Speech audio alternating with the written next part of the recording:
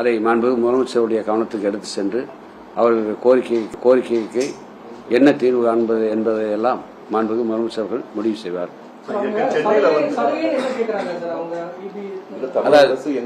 அதாவது மின்சார வாரியத்தில் நாங்கள் மின்சாரத்தை கூட பயன்படுத்தி தயாராக்கிறோம். அதுக்கு எங்களுக்கு பீக் ஹவரில் மாலையில் இரவில் எங்களுக்கு கொஞ்சம் அது தொடர்ந்து எங்களுக்கு வேண்டிய அதாவது சப்சிடி அதாவது குறைந்த விலையில் கொடுக்கணும். எங்களுக்கு தொடர்ந்து கூட கொடுக்க வேண்டாம். இந்த போர் என்னைக்கு முடியுதோ அது வரைக்கும் கொடுத்தீங்கன்னா எங்களுக்கு பயனுள்ளதாக இருக்குன்னு சொல்லி கோரிக்கை வச்சிருக்காங்க. அதே முக்கியமான கோரிக்கை வச்சாங்க. அது முதலமைச்சர் கிட்ட நாங்கள் கருத்து சொல்ல போகிறோம். தலைமைச் செயலாளர் சொல்ல போறாரு. முதலமைச்சர் நாங்கள் சொல்லிட்டு அவங்ககிட்ட உங்களுக்கு தமிழக அரசு உறுதுணையாக இருக்கும், ஆதரவாக இருக்கும் என்று சொல்லியிருக்கிறோம் என்று சொன்னோம். அதுக்கு அவங்க ரொம்ப நன்றிங்க. நீங்கள் இதுவரைக்கும் உடனே தமிழக அரசு முதலமைச்சர் அவர்கள் உடனடியாக இந்த கூட்டத்தை நடத்துவதற்கு ஏற்பாடு செய்து எங்களுடைய கருத்துக்கள் எல்லாம் கேட்டு அதற்கு ஆதரவாக தமிழக அரசு இருக்கும் என்று முதலமைச்சர் அவர்கள் சொன்னதற்கு நாங்கள் நன்றி தெரிவிப்போம் என்று சொல்லியிருக்கார். ஆயில் நிறுவனங்கள் அவங்க 25 நாள் டொமஸ்டிக் இருப்பாங்க. கமர்ஷியலை பொறுத்த வரைக்கும் அவங்க ஸ்டாப் பண்ணனாலதான் ஹோட்டல் க்ளோஸ் பண்ணக்கூடிய சூழல் இருக்குது. இப்ப 3 ஆயில் நிறுவனங்கள் இருக்கும் பொழுது அந்த 3 ஆயில் நிறுவனங்கள் எந்த மாதிரி வாக்குறுதி கொடுத்திருக்காங்க? இப்ப கமர்ஷியல் சிலிண்டர் கொடுக்கறதுக்கு அவங்க ஹோட்டலுக்கு வாய்ப்பு இருக்கா?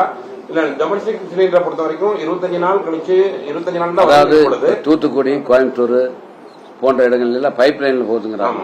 அதுல ஒன்றும் பிரச்சனைங்கிறாங்க. சென்னை மற்ற நிறைய இடங்கள்ல அந்த பைப் லைன் இல்லாதனால கொஞ்சம் பிரச்சனைங்கிறாங்க. இருந்தாலும் இன்னைக்கு மாலையில ஒரு ஆய்வுக் கூட்டத்தை டெல்லியில் நடத்துறாங்களாமா.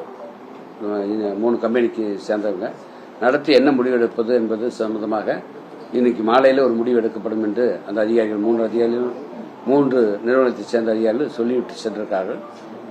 இருந்த போதிலும் இன்னைக்கு மாநில அரசு அவங்க கேட்டிருக்கிற கோரிக்கையெல்லாம் நான் ஏற்கனவே சொன்ன மாதிரி முதலமைச்சருடைய கவனத்துக்கு எடுத்து சென்று மாண்புமிகு முதலமைச்சர் இது சம்பந்தமாக உரிய நடவடிக்கை எடுப்பார்.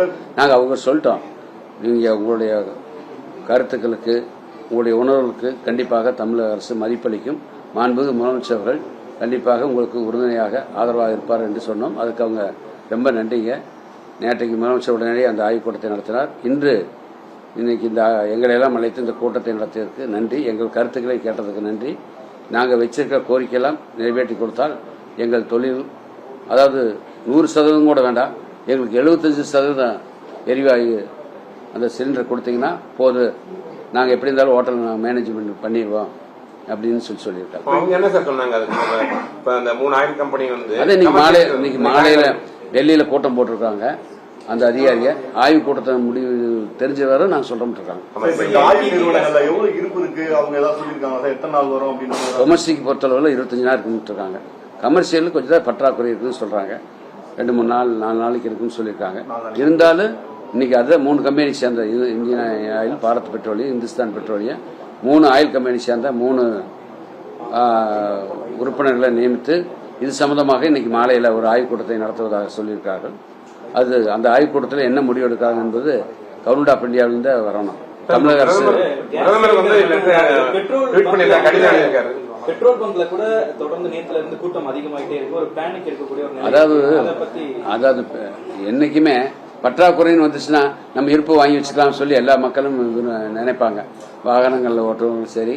அந்த பெட்ரோலியத்தை பொறுத்தவரை அது இந்த மாசம் வரைக்கும் எந்த பிரச்சனை தட்டுப்பாடு இல்லைன்னு சொல்றாங்க.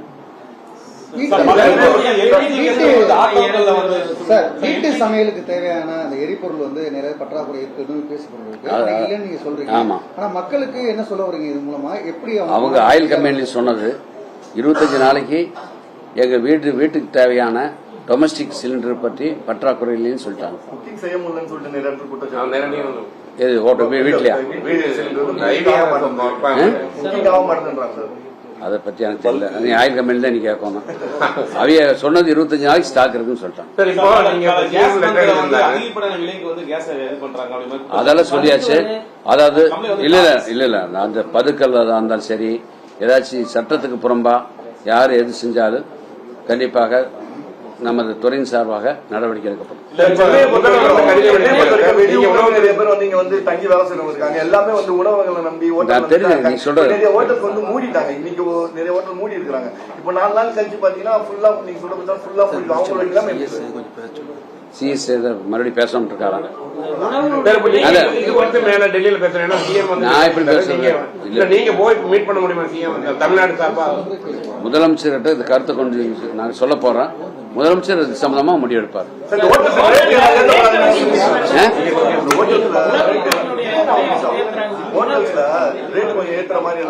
அதெல்லாம் அதெல்லாம் ஏத்த மாட்டாங்க. அது எப்படி ஏத்துவாங்க?